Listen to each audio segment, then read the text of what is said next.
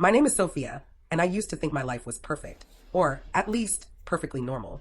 I had a good job as a marketing manager, a cozy two-bedroom townhouse I'd scrimped and saved for, and a husband, William, who I thought hung the moon. We met at a friend's wedding, a whirlwind romance that swept me off my feet. He was charming, witty, and made me feel like the most beautiful woman in the world. For the first year, it was bliss. We went on hikes, cooked elaborate meals together, and spent hours talking about everything and nothing. I felt like I'd finally found my person. Then, slowly, subtly, things started to shift. It began with little comments disguised as jokes. "You're so forgetful, Sophia. Are you sure you remember that correctly?" At first, I laughed them off. I am a bit scatterbrained. But the comments became more frequent, more pointed. I started second-guessing myself. Did I really leave the oven on? Did I actually say I'd go to that party? Doubt gnawed at me, a constant low-humming anxiety. The shift in our dynamic coincided with the promotion at work. I was thrilled, finally getting recognition for my hard work. William, however, seemed less enthusiastic. He'd make snide remarks about my long hours, how I was never around anymore. He started calling me at the office multiple times a day, needing this or that. It felt suffocating, but I told myself he was just being supportive, that he missed me. I remember the exact moment the creeping unease turned into full-blown fear. It was a Saturday afternoon, and I was cleaning out the garage. We had a shared Google Calendar, color-coded and meticulously organized. William was supposed to be at a golf tournament with his friends. I stumbled upon an old toolbox, tucked away in a corner. Inside, nestled amongst rusty wrenches and screws, was a second phone. My heart hammered against my ribs. Why did he need two phones? My hands trembled as I picked it up. It was a cheap, pay-as-you-go model, the kind you'd buy if you didn't want to be traced. A wave of nausea washed over me. My mind raced, trying to rationalize it. Maybe it was an old phone he'd forgotten about, but the battery was charged. And when I pressed the power button, the screen lit up, displaying a text message from someone named Lisa. My blood ran cold. I didn't know a Lisa. I felt like I'd been punched in the gut. The air thickened, making it hard to breathe.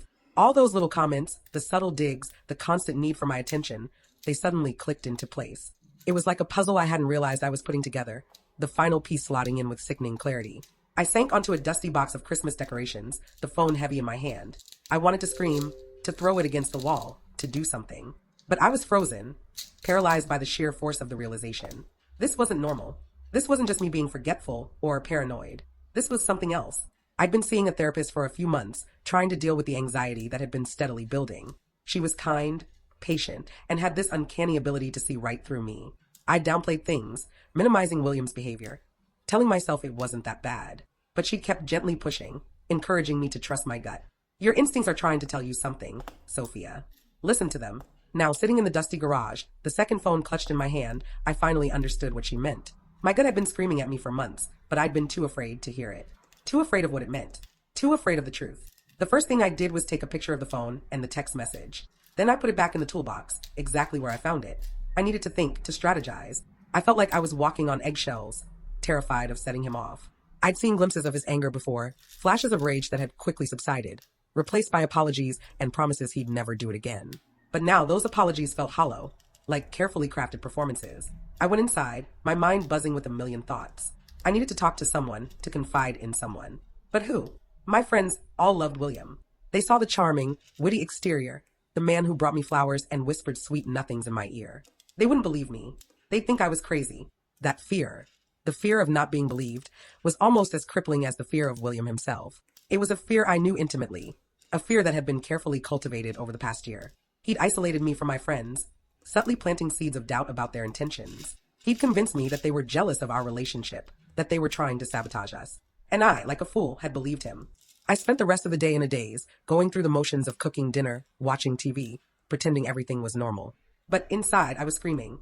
My mind replayed every conversation, every interaction, searching for clues I'd missed. The gaslighting, the manipulation, the constant erosion of my self-worth, it all became so clear, so painfully obvious. That night, lying in bed next to William, I felt a profound sense of loneliness. I was lying next to the man I thought I knew, the man I loved, and yet he felt like a stranger, a dangerous stranger.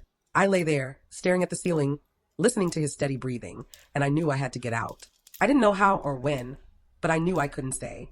My life, the life I thought was perfect, was crumbling around me, and I was terrified. The messages were right there. Stark, unavoidable. Flirtatious texts, secret meetups, promises I thought were meant for me, given to someone else. My stomach churned. A wave of nausea washed over me, followed by a strange, unsettling calm. This was it.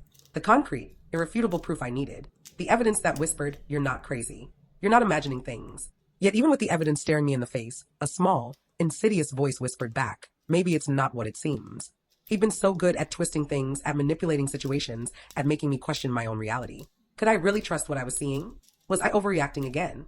Was this another one of his games? I sat on the edge of the bed, phone clutched in my hand, the messages blurring through my tears. It felt like my world was tilting, the familiar landscape shifting beneath my feet. I'd spent so long trying to convince myself that things weren't as bad as they seemed, that I was being too sensitive, too demanding. Now here was the truth, laid bare, and a part of me still wanted to deny it. I thought back to the early days, the whirlwind romance, the promises whispered in the dark. He'd made me feel so special, so seen. Like he understood me in a way no one else ever had. Had that all been a lie? Had he been playing a part from the very beginning? The thought was a physical blow. I doubled over, clutching my stomach, the nausea returning with a vengeance. How could I have been so blind? So stupid? The self-recrimination was relentless, a vicious cycle of blame and shame. I'd given him everything, trusted him implicitly, and he'd thrown it all back in my face. I stumbled to the bathroom, the cold tile a shock against my bare feet. I splashed water on my face, staring at my reflection in the mirror. The woman staring back looked haunted, her eyes red-rimmed and swollen. Was this who I was now? A broken, discarded shell of the person I used to be? The cracks in the mirror seemed to reflect the cracks in my own psyche. I felt fragmented, like a puzzle shattered into 1,000 pieces. How could I ever put myself back together again? The task felt insurmountable, overwhelming. I wanted to crawl into bed and pull the covers over my head, to disappear from the world and pretend none of this was happening. But a flicker of defiance ignited within me. I wouldn't let him win. I wouldn't let him break me. I would pick up the pieces, one by one, and rebuild myself. Stronger, more resilient. I would not be defined by his betrayal. I took a deep breath, trying to steady my trembling hands. I needed to think clearly, to make a plan. Running away wasn't an option. Neither was staying. I was trapped in a nightmare and I needed to find a way out. The first step was to confide in someone, to break the silence and admit what was happening. The thought terrified me. He'd isolated me from my friends and family, making me dependent on him for everything. Who would believe me? Who would understand? I thought of Sarah, my oldest friend. We drifted apart in recent years, thanks to his subtle manipulations, but I knew she'd always been there for me. Maybe, just maybe, she would be there for me now.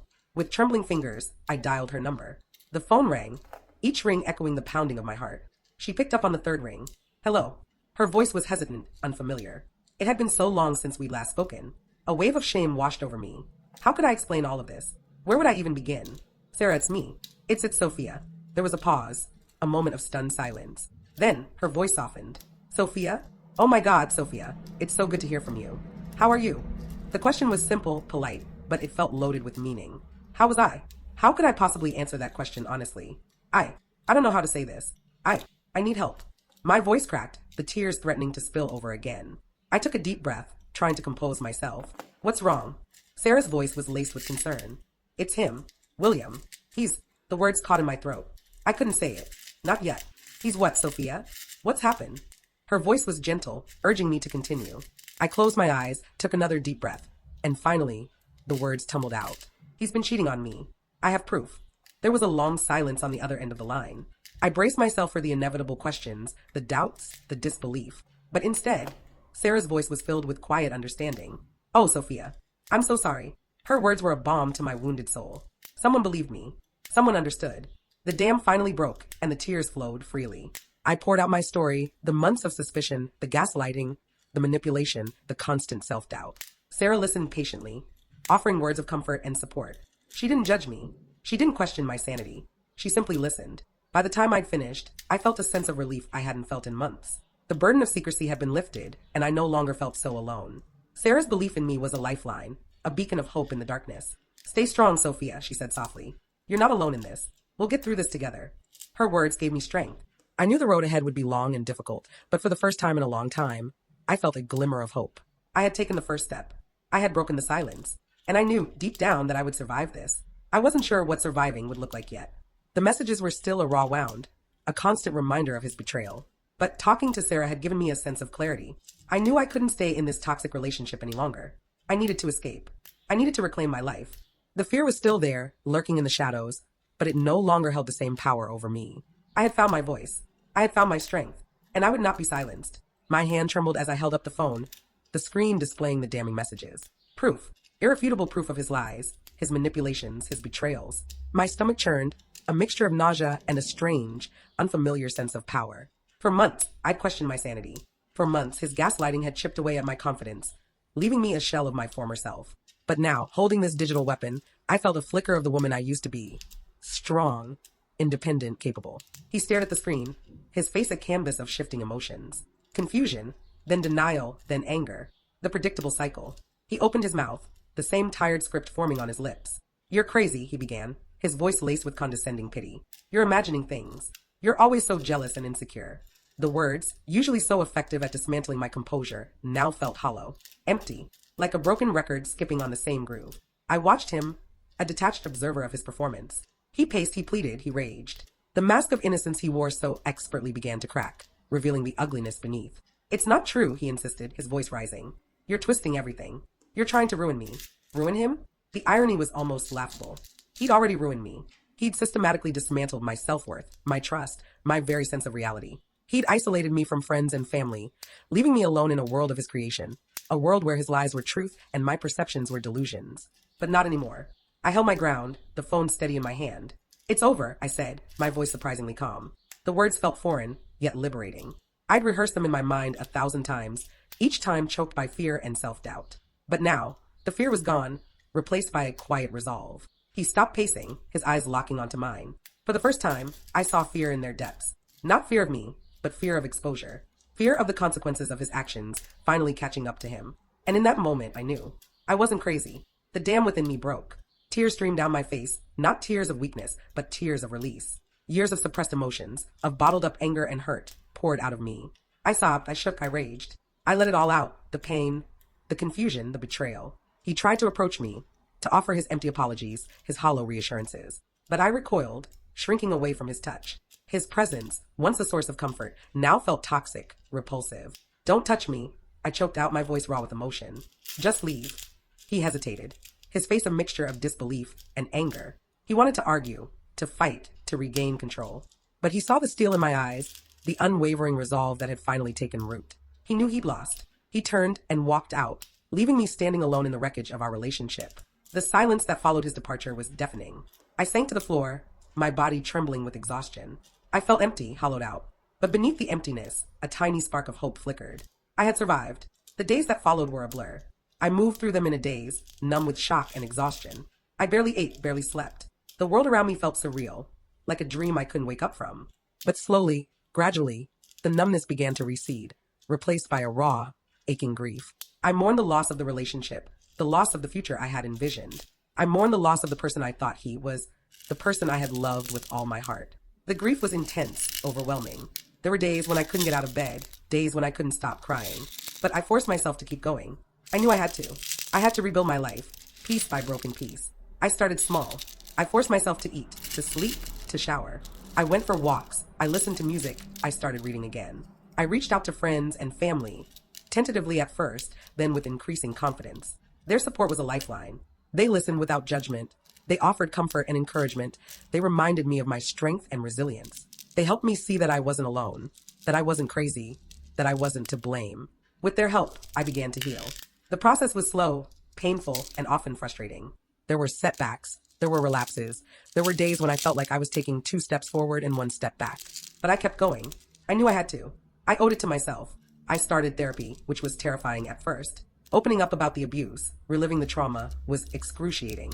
But it was also necessary. It helped me understand the dynamics of the relationship. It helped me recognize the patterns of abuse. It helped me see that I wasn't responsible for his behavior. Therapy also helped me rebuild my self-esteem. I learned to challenge the negative thoughts and beliefs that had taken root in my mind. I learned to forgive myself for staying in the relationship for so long. I learned to love myself again. The journey was long and arduous, but it was worth it. I emerged from the ashes of the relationship stronger, wiser, and more resilient than ever before. I learned to trust my instincts, to set boundaries, to protect myself from toxic people. I learned that I was worthy of love and respect. I learned that I was capable of anything. The scars of the abuse will always be with me, but they no longer define me.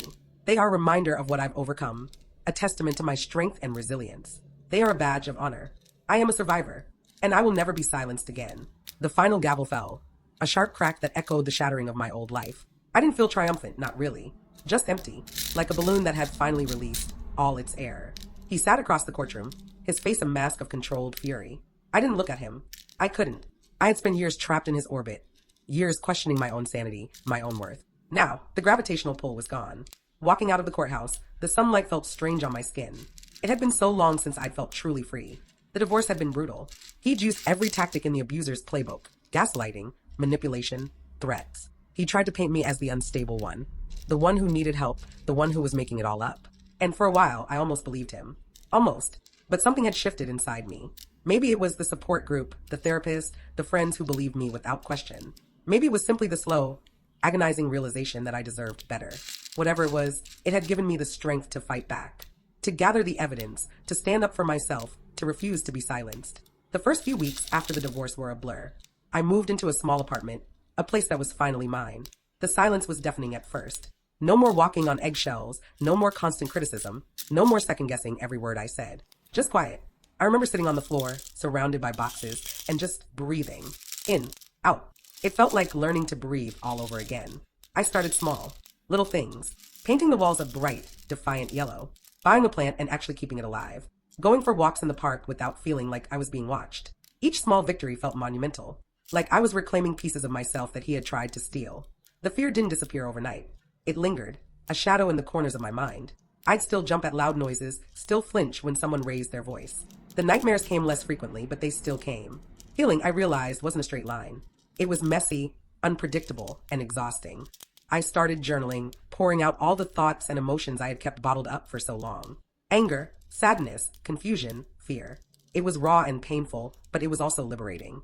I was finally giving myself permission to feel, to acknowledge the hurt, the trauma, the sheer exhaustion of it all. One evening, I was flipping through my journal, rereading entries from the darkest days. I saw the fear, the self-doubt, the desperation. But I also saw something else. Strength, resilience, a flicker of hope that had refused to be extinguished. I had survived. More than that, I was starting to thrive. I started to rebuild my life, brick by painstaking brick. I reconnected with old friends, made new ones. I focused on my career, throwing myself into my work with a newfound sense of purpose. I even started dating again, tentatively, cautiously. It was terrifying, but also exhilarating.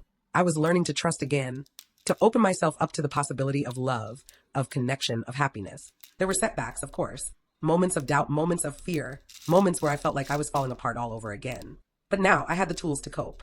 I had my support system, my therapist, my journal. I had the knowledge that I was not alone, that I was not crazy, that I was worthy of love and respect. One sunny afternoon, I was walking in the park when I saw him. My ex-husband. He was with another woman, laughing, holding her hand. My heart pounded in my chest, the old fear rising up like bile in my throat. But then, something amazing happened. I didn't flinch. I didn't run. I simply kept walking. I felt a pang of sadness, a flicker of anger, but mostly I felt indifferent. He was no longer my problem. He no longer had power over me. I kept walking, the sunlight warm on my face, the breeze rustling through the trees. I felt a sense of peace I hadn't felt in years. The quiet after the storm, the calm after the chaos. I was free. And I knew, with a certainty that resonated deep within my bones, that I would never question my own sanity again. The gaslight had flickered and died, and I was finally able to see my own light.